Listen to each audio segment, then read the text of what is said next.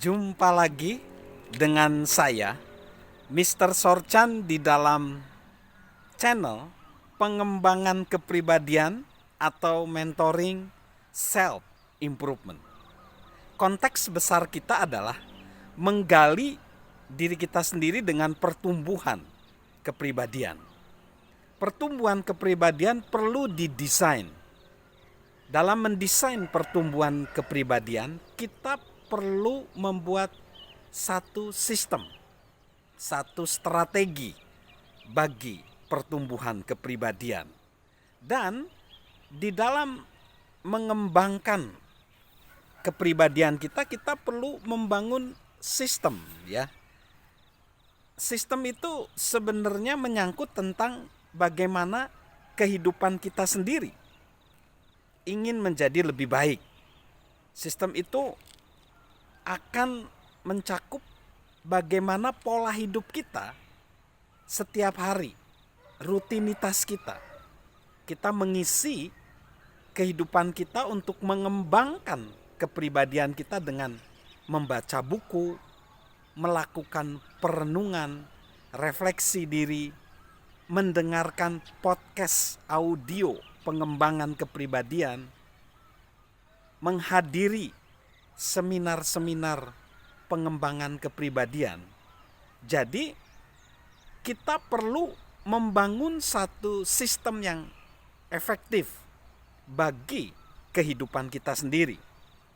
Berbicara tentang sistem, Michael Gerber dalam bukunya The Image mengatakan bahwa sistem membuat orang-orang biasa mampu meraih hasil-hasil yang luar biasa. Namun, tanpa sistem, bahkan orang yang luar biasa pun sulit meraih hasil yang biasa-biasa saja. Sistem adalah suatu proses untuk meraih suatu sasaran berdasarkan prinsip-prinsip dan latihan-latihan tertentu, teratur dan dapat diulang-ulang. Sistem memaksimalkan waktu kita, uang kita, kecakapan kita. Sistem adalah sarana yang hebat untuk mendapatkan pertumbuhan kepribadian kita. Sistem dibuat dengan sengaja, sungguh-sungguh, dan juga dapat dipraktekkan. Sistem benar-benar berguna. Tidak peduli apapun profesi kita, tingkat bakat kita atau pengalaman kita. Sistem meningkatkan performa kita. Kehidupan yang tidak bersistem adalah kehidupan di mana orang harus menghadapi setiap tugas dan tantangan dari titik awal lagi. Nah, bagaimana sistem yang efektif? Sistem yang efektif bagi pertumbuhan kepribadian khususnya adalah yang pertama harus memperhitungkan atau memperlihatkan gambaran secara keseluruhan. Stephen Covey mengamati, kita mungkin sangat sibuk, kita mungkin sangat efisien. Namun kita hanya dapat berhasil bila kita memulai dengan gambaran mengenai hasil akhirnya. Jadi ketika kita menciptakan sistem pertumbuhan kepribadian, sistem perencanaan kehidupan bagi kita, target kita ditetapkan dulu. Ada hal yang bagus di dalam membangun sistem.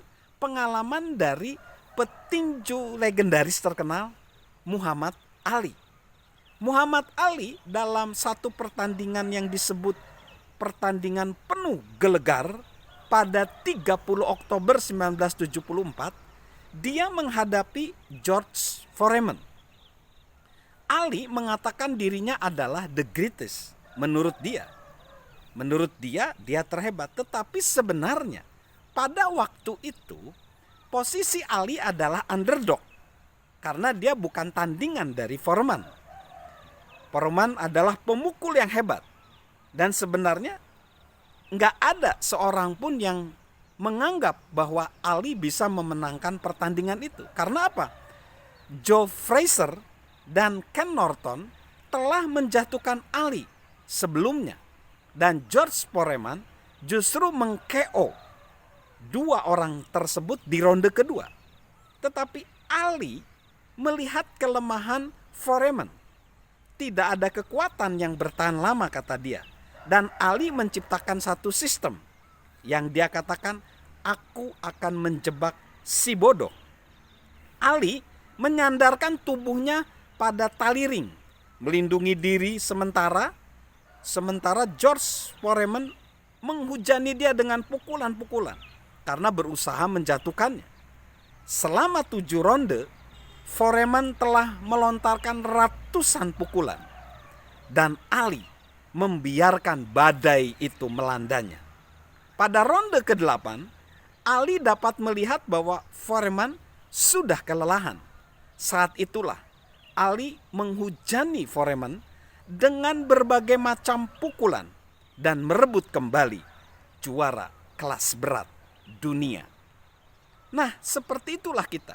Kita jangan hanya sibuk membaca buku, sibuk menghadiri seminar, tetapi targetnya nggak ada. Bidang-bidang yang penting bagi kita nggak susun. Makanya sebenarnya kita perlu membuat target. Lalu sistem yang efektif itu harus memanfaatkan prioritas. Ya. Sistem tidak akan banyak membantu kita bila kita tidak memperhitungkan prioritas kita. Brian Tracy ngomong, mungkin pertanyaan paling bagus yang dapat Anda ajukan dan ulangi berkali-kali adalah, apakah yang harus kulakukan untuk memanfaatkan waktuku saat ini sebaik mungkin? Jawaban kita atas pertanyaan tersebut seharusnya membentuk sistem apapun yang kita ciptakan untuk diri kita sendiri. Kita seharusnya menanyakan kepada diri kita sendiri, kapan aku mempunyai waktu yang berharga? Karena kita pasti ingin memanfaatkan semaksimal mungkin. Waktu yang berharga bagi setiap orang lain-lain. Bagi saya, waktu yang paling berharga adalah pagi hari. Maka jangan membuang waktu pagi hari dengan hal-hal yang tidak penting. Temukan prioritas. Lalu yang ketiga, sistem yang efektif melibatkan pengukuran. Jack Welch, mantan CEO General Electric, menegaskan, strategi pertama-tama mencoba memahami di mana posisi Anda saat ini di dunia. Bukan di mana posisi yang Anda inginkan atau harapkan, melainkan di mana Anda berada saat ini.